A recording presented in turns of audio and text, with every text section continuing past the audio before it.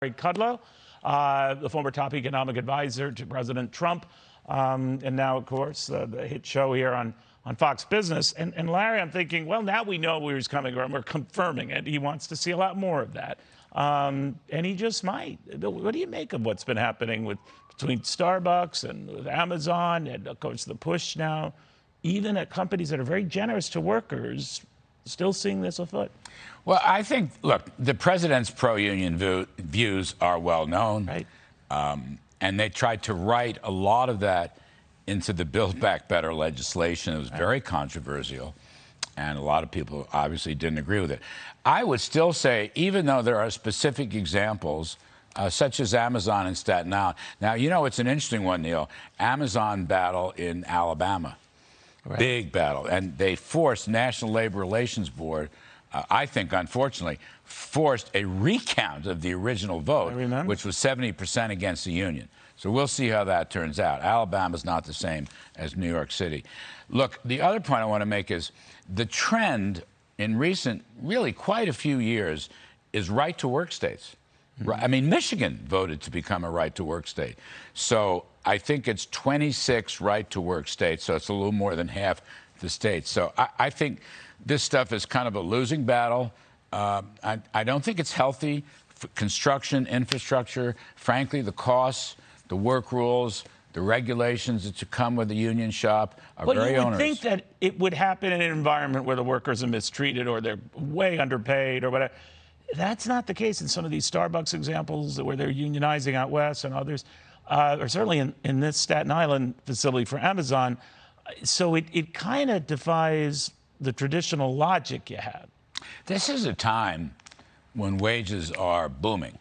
Yeah. You know, you could make the case, as was occasionally made in the 50s and 60s and 70s, that unions were there to give you better wages and benefits. But that has really passed. Apart from the gig workers, which is also a controversial matter. But look, wages are booming. I'm glad of it, by the way. I'm all for workforce. Prices are rising even faster, and they're just trying to keep up. Middle class wants to stay even if they possibly can. I think it's going to be a losing battle in the next couple of years. But we'll, you know, the union, we will see. Yeah. We will see. I just think that private companies can do it better. And I think workers, here's where the rubber meets the road.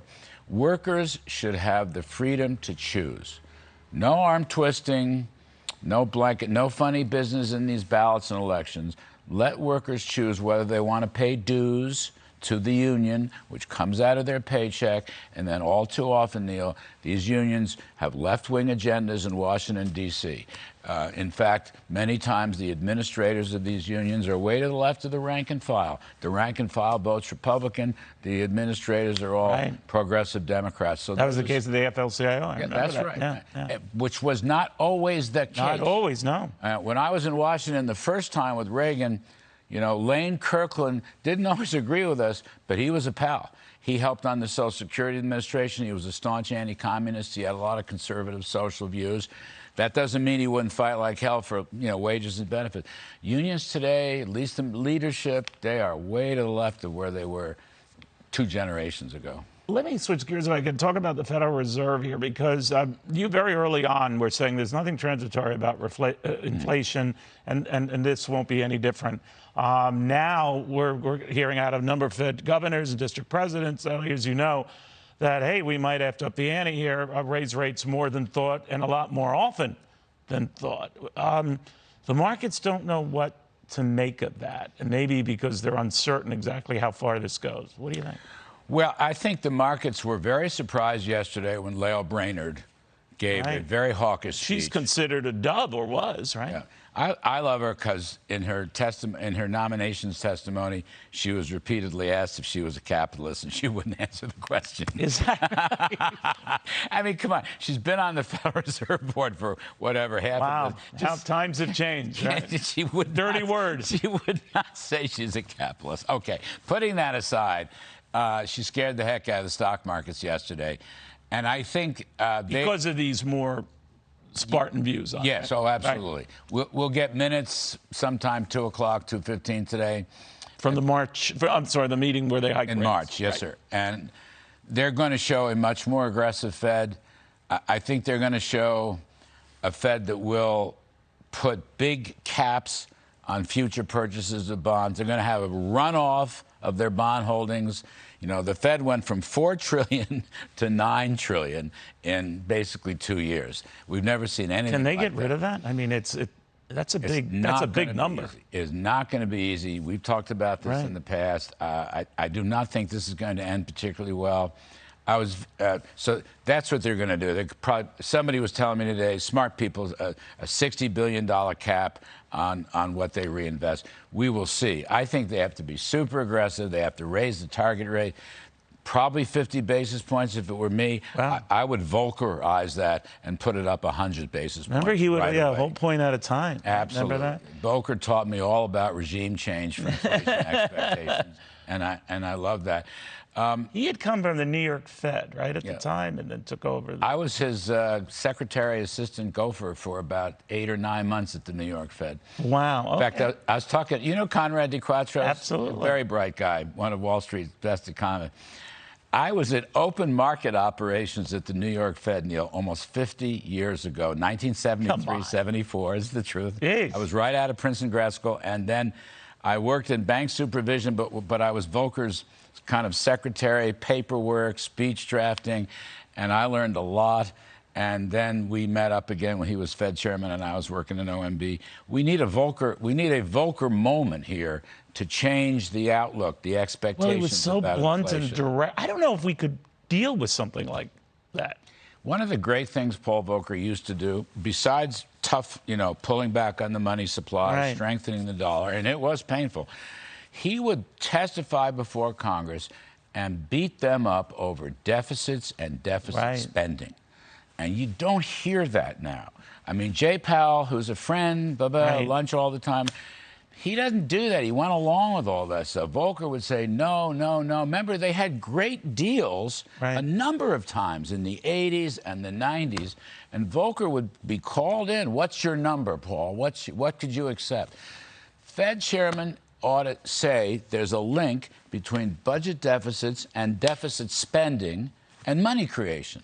We've thrown that link out, and that is the root cause. But you need someone who's brave, too, because he put his good name behind the Grace Commission Social Security work. Also true. And, these days, that's bravery you don't see. I'm just curious, then how far does the Fed go? I mean, we'd have to be at a Fed funds of close to 5% to be back in the historical norm. I mean, could we get that high? We're going to. Really? We're going to. The basic inflation rate, GDP deflator, all right, Fed looks at that, personal consumption deflator, 6 to 7% right now.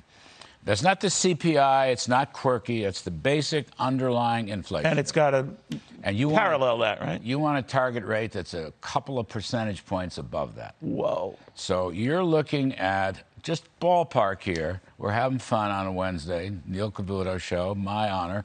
You're looking at 6, 7, 8% Fed funds rate before this is over. Yikes, yikes. And you saw the very good article today by William Galston, who was a Bill Clinton advisor years ago, but very smart guy. He was quoting the Ezra Klein interview with Larry Summers, and Summers is saying, look, you're going to have the next few years 5% inflation, 5% unemployment, which is now 3.5%, and it's going to end in recession. What is the deal with Summers on all this? He's really gone after Biden and his folks almost from the get-go. I've known Larry going way back. I just think he's being honest. Yeah. I think he's being a smart fella. He and I don't always agree, Lord knows, but I think he's being smart.